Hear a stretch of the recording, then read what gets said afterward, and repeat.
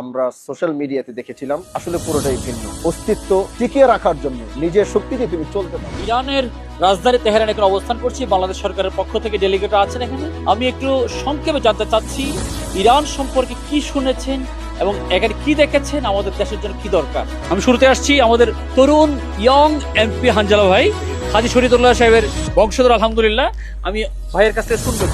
আসসালামু আলাইকুম রহমতুল্লাহ বারাকাতু।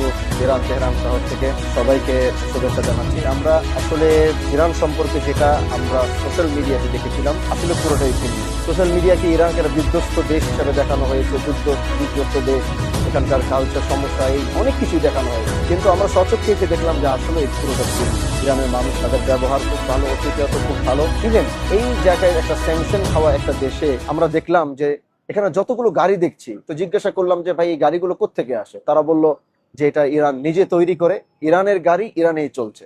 আমাদের ইঞ্জিনিয়ার সাহেবের সাথে আমি কথা বলছিলাম, তো উনি বললো যে আমি এয়ারপোর্ট থেকে আসছিলাম ট্রেনে করে। তো তিনি জিজ্ঞাসা করলেন ট্রেন কোথা থেকে আসছে, বলে এটা ইরান থেকে।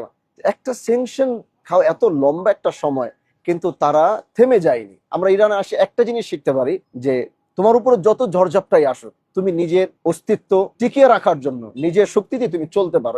এটাই আমরা ইরান থেকে শিখতে পেরেছি। বুঝার ট্রাই করতেছি এখান থেকে কি জিনিসটা আমরা বাংলাদেশের জন্য নিয়ে যেতে পারি, এখানকার কোন জিনিসটা চেষ্টা করছি এবং সেটা উপলব্ধ করার জন্য ঘুরছি, বিভিন্ন জায়গায় যাচ্ছি।